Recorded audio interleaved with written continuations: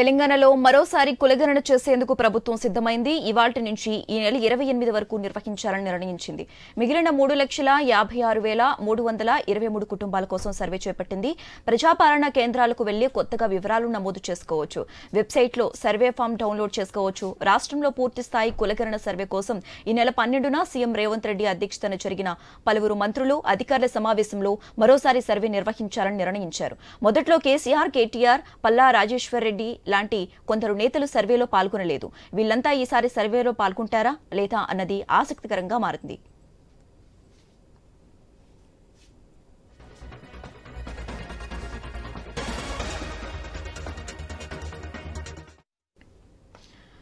ఇక ఇదే అంశానికి సంబంధించి మోర్ అప్డేట్స్ మా ప్రతినిధి సునీల్ ఫోన్ ద్వారా అందిస్తారు. సునీల్, ప్రభుత్వం చేపట్టిన సమగ్ర సామాజిక, ఆర్థిక, విద్యా, ఉపాధి, రాజకీయ కులగణన సర్వేకు ప్రభుత్వం మరో అవకాశం ఇచ్చింది. ఈ రోజు నుంచి ఫిబ్రవరి 28వ తేదీ వరకు ఆ సర్వేలో ఇటు కుటుంబ సభ్యుల పేర్లు కావచ్చు, వాళ్ళ వివరాలన్నీ కూడా నమోదు చేసుకునే అవకాశాన్ని అయితే కల్పించారు. ప్రధానంగా ఈ సర్వేకి సంబంధించి గతంలోనే ప్రభుత్వం నిర్వహించింది.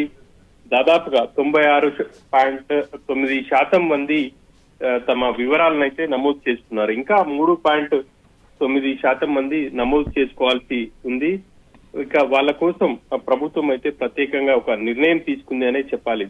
గత ఏడాది నవంబర్ 6 నుంచి డిసెంబర్ 25 వరకు దాదాపుగా 50 రోజుల పాటు ఈ కుల గణన వివరాలను ప్రభుత్వం నమోదు చేసింది. ప్రత్యేకంగా ఎమ్యూనరేటర్లను ఏర్పాటు చేసి ఇంటింటికి తిరిగి వివరాలు అయితే సేకరించారు. ఇంకా కూడా కొంతమంది మిగిలి ఉన్నారు. 100% పూర్తి చేయాలి అన్న లక్ష్యంతో ప్రభుత్వం మరోసారి అవకాశం కల్పించిందనే చెప్పాలి. ప్రత్యేకంగా టోల్ ఫ్రీ నెంబర్లు ఏర్పాటు చేసింది. ఆ టోల్ ఫ్రీ నెంబర్ కి ఫోన్ చేస్తే ఆ సిబ్బంది వివరాలు నమోదు చేసుకుని వాళ్ళ ఇంటికి వెళ్లి కులగణన వివరాలను అయితే నమోదు చేస్తారు. అదేవిధంగా గ్రామీణ ప్రాంతాల్లో ఇటు పౌర సేవా కేంద్రాలు ఉన్నాయా వాటిలలో కూడా నమోదు చేసుకోవచ్చు.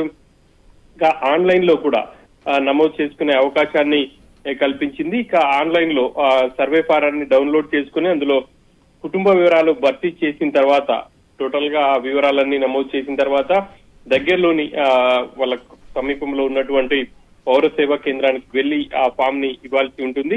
ఇట్లా 3 విధాలుగా ప్రభుత్వం అయితే అవకాశం కల్పించింది. ఇక పూర్తి స్థాయిలో వివరాలు వచ్చిన తర్వాత మరోసారి దీనికి సంబంధించి ప్రభుత్వం వివరాలు వెల్లడించే అవకాశం ఉంది. ఇప్పటికే ఈ సర్వేలో ప్రధాన ప్రతిపక్ష పార్టీలకు నేతలు కొంతమంది వివరాలు అయితే నమోదు చేసుకోలేదు.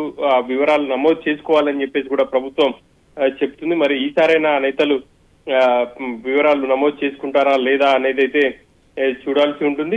దీనికి సంబంధించి కూడా చర్చ కూడా జరుగుతూ ఉంది. ప్రభుత్వం ప్రత్యేకంగా కులగణన చేపట్టింది. ఆ కులగణనలో ఏ కులానికి సంబంధించిన వాళ్ళు ఎవరున్నారు, వాళ్ళ వివరాలు సంబంధించి పూర్తిగా గోప్యత పాటిస్తున్నాం, ఆ వివరాలని మాత్రమే వెల్లడిస్తున్నాము, వాళ్ళకి సంబంధించిన ఆస్తుల వివరాలు ఏవి కూడా బయట పెట్టట్లేదు అని చెప్పేసి ప్రభుత్వం చెప్తుంది. మరి ఈసారైనా ఆ విపక్ష నేతలు ఈ సర్వేలో పార్టిసిపేట్ చేస్తారా లేదా అనేది అయితే చూడాల్సి ఉంది. Sasirekha. Okay, right. Thank you Sunil.